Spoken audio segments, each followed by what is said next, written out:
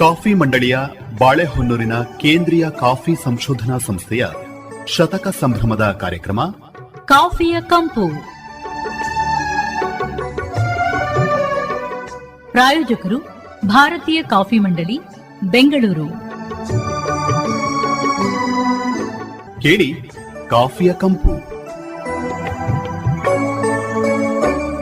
ಪ್ರೀತಿಯ ಬೆಳೆಗಾರರೇ, ತಮ್ಮೆಲ್ಲರಿಗೂ ನಮಸ್ಕಾರ. ಇವತ್ತಿನ ಸಂಚಿಕೆಗೆ ಸ್ವಾಗತ. ತಮ್ಮೆಲ್ಲರಿಗೂ ಗೊತ್ತಿರೋ ಹಾಗೆ ಕೇಂದ್ರೀಯ ಕಾಫಿ ಸಂಶೋಧನಾ ಸಂಸ್ಥೆ ಕಾಫಿ ಬೆಳೆಗಾರರ ಹಿತರಕ್ಷಣೆಗೆ ಸಂಬಂಧಪಟ್ಟ ಹಾಗೆ ಸಾಕಷ್ಟು ಕೆಲಸಗಳನ್ನು ಮಾಡಿಕೊಂಡು ಬರ್ತಾ ಇದೆ. ಕಾಫಿ ಅಭಿವೃದ್ಧಿಪಡಿಸುವ ನಿಟ್ಟಿನಲ್ಲಿ ವಿವಿಧ ತಳಿಗಳನ್ನು ಆವಿಷ್ಕಾರವನ್ನು ಮಾಡಿ ಅದು ಬೆಳೆಗಾರರಿಗೆ ತಲುಪಿಸ್ತಾ ಇದೆ. ಈ ನಿಟ್ಟಿನಲ್ಲಿ ಕೇಂದ್ರೀಯ ಕಾಫಿ ಸಂಶೋಧನಾ ಸಂಸ್ಥೆ ಅಭಿವೃದ್ಧಿಪಡಿಸಿರುವ ರೋಬಸ್ಟಾದ ವಿವಿಧ ತಳಿಗಳ ಪರಿಚಯವನ್ನು ನಾವು ಇವತ್ತು ಮಾಡಿಕೊಳ್ಳೋಣ. ಪರಿಚಯವನ್ನು ಮಾಡಿಕೊಡ್ತಾ ಇದ್ದಾರೆ ಕೊಡಗು ಜಿಲ್ಲೆ ಚಟ್ನಹಳ್ಳಿಯ ಕಾಫಿ ಉಪಸಂಶೋಧನಾ ಕೇಂದ್ರದ ಸಸ್ಯ ಸಂತಾನೋತ್ಪತ್ತಿ ತಳಿ ಅಭಿವೃದ್ಧಿ ವಿಭಾಗದ ವಿಜ್ಞಾನಿ ಡಾಕ್ಟರ್ BR ಶಿವಲಿಂಗೋ ಅವರು. ಶಿವಲಿಂಗೋ ಅವರಿಗೆ ನಮಸ್ಕಾರ, ಕಾರ್ಯಕ್ರಮಕ್ಕೆ ಸ್ವಾಗತ. ನಮಸ್ಕಾರ ಸರ್. ನಿಮ್ಗೆಲ್ಲರಿಗೂ ತಿಳಿದಿರೋ ಹಾಗೆ ಭಾರತದಲ್ಲಿ ಅರೇಬಿಕಾವನ್ನು ಹೆಚ್ಚಾಗಿ ಬೆಳೀತಾ ಇದ್ರು. ಎಲೆಚಕ್ಕಿ ರೋಗಕ್ಕೆ ಕೆಲವು ಜಾಗ ತುತ್ತಾದಾಗ ಈ ರೋಬಸ್ಟಾವನ್ನು ಬೆಳೆಯಲಿಕ್ಕೆ ಪ್ರಾರಂಭ ಮಾಡಿದ್ರು. ಈ ದಿಕ್ಕಲ್ಲಿ ಕಾಫಿ ಮಂಡಳಿಯು ಕೂಡ ರೋಬಸ್ಟಾ ತಳಿ ಅಭಿವೃದ್ಧಿ ವಿಭಾಗದಲ್ಲಿ ಸಾಕಷ್ಟು ಕೆಲಸ ಮಾಡಿತ್ತು. ವಾಣಿಜ್ಯವಾಗಿ ನಾವು 1906ರಿಂದ ರೋಬಸ್ಟಾವನ್ನು ವಾಣಿಜ್ಯವಾಗಿ ಬೆಳೆಯಲಿಕ್ಕೆ ಪ್ರಾರಂಭ ಮಾಡಿದ್ದು. ಈ ದಿಕ್ಕಲ್ಲಿ ಕಾಫಿ ಮಂಡಳಿ ಕೆಲಸ ಮಾಡಿ 3 ತಳಿಗಳನ್ನು ಇಲ್ಲಿವರೆಗೆ ಅಭಿವೃದ್ಧಿಪಡಿಸಿದೆ. ಮೊದಲನೆಯದಾಗಿ S274, ಎರಡನೇ ತಳಿಯಾಗಿ BR ಸೀರೀಸು, ಮೂರನೇ ತಳಿಯಾಗಿ C-INTAR ವೆರೈಟಿ. ಬೇರೆ ದೇಶದಿಂದ ಬಂದಂಥ ತಳಿಯಾದಂಥ ಓಲ್ಡ್ ರೋಬಸ್ಟಾದಲ್ಲಿ ಬಿತ್ತನೆ ಬೀಜದ ಗಾತ್ರ ಸಣ್ಣ ಇತ್ತು. ಹಾಗಾಗಿ 20-25% ಇದ್ದಂಥ A ಗ್ರೇಡ್ ಅನ್ನ ಅಭಿವೃದ್ಧಿಪಡಿಸಿ ಮೊದಲನೇ ತಳಿಯಾದ S274ನ ಅಭಿವೃದ್ಧಿಪಡಿಸಿತು. ಇದರಿಂದ ನಾವು ಒಂದು 40-45% A ಗ್ರೇಡ್ ಬೀನ್ಗಳನ್ನ ಪಡ್ಕೊಂಡು. ಎರಡನೆಯದಾಗಿ ಬಾಳೆಹೊನ್ನೂರು ರೋಬಸ್ಟಾ ಅಂತ. ಇದು 3 ಆಯ್ಕೆಗಳ ಮಿಶ್ರಣ, BR 9, 10 and 11. ರೋಬಸ್ಟಾದಲ್ಲಿ ವರ್ಷದಿಂದ ವರ್ಷಕ್ಕೆ ಸಾಮಾನ್ಯ ಇಳುವರಿಯಲ್ಲಿ ವ್ಯತ್ಯಾಸ ಇರುತ್ತೆ. ಈ ಇಳುವರಿಯಲ್ಲಿ ಒಂದೇ ಸಮನಾದ ಇಳುವರಿಯನ್ನು ಪಡೆಯಲಿಕ್ಕೆ ಈ BR ಸೀರೀಸನ್ನು ಅಭಿವೃದ್ಧಿಪಡಿಸಿದ್ರು. ಹಾಗಾಗಿ ಇದು ಕೂಡ ಹೆಚ್ಚು ವ್ಯಾಪಕವಾಯಿತು. ಆದರೆ ರೈತರು ಮಿಶ್ರಣ ಮಾಡಿ ನೆಡುವುದರಿಂದ ಈ ತಳಿ ಹೆಚ್ಚು ಪ್ರಚಲಿತವಾಗಿ ಆಗಲಿಲ್ಲ. ಸೊ ಮೂರನೆಯದಾಗಿ C-INTAR ಹೈಬ್ರಿಡ್ ಅನ್ನೋ ತಳಿಯನ್ನು ಕಾಫಿ ಅಭಿವೃದ್ಧಿಪಡಿಸಿದ್ದು.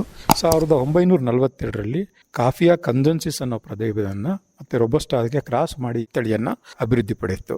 ಇದರ ಮುಖ್ಯ ಉದ್ದೇಶ ಅಂದರೆ ರೋಬಸ್ಟಾದಲ್ಲಿ ಸಾಮಾನ್ಯ ಒಂದು 40-50 ವರ್ಷ ಆದ ನಂತರ ಗಿಡಗಳು ಬಹಳ ದೊಡ್ಡದಾಗಿ ಬೆಳೆಯುತ್ತೆ. ಹಣ್ಣನ್ನು ಕೊಯ್ಲಿಕ್ಕೆ ಬಹಳ ಕಷ್ಟ.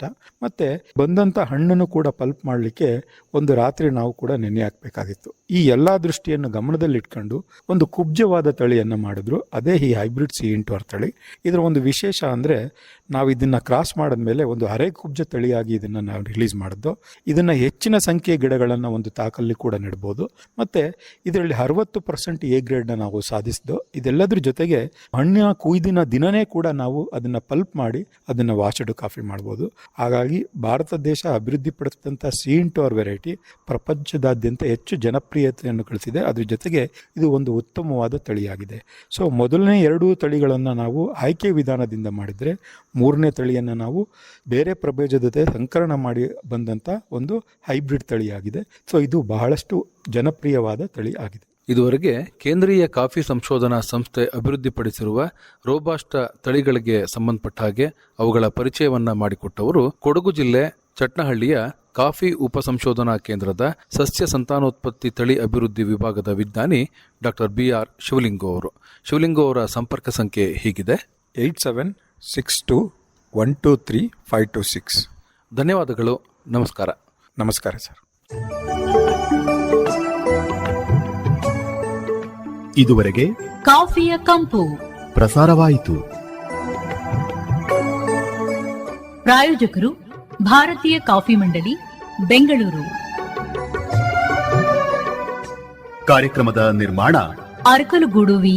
ಮಧುಸೂದನ್.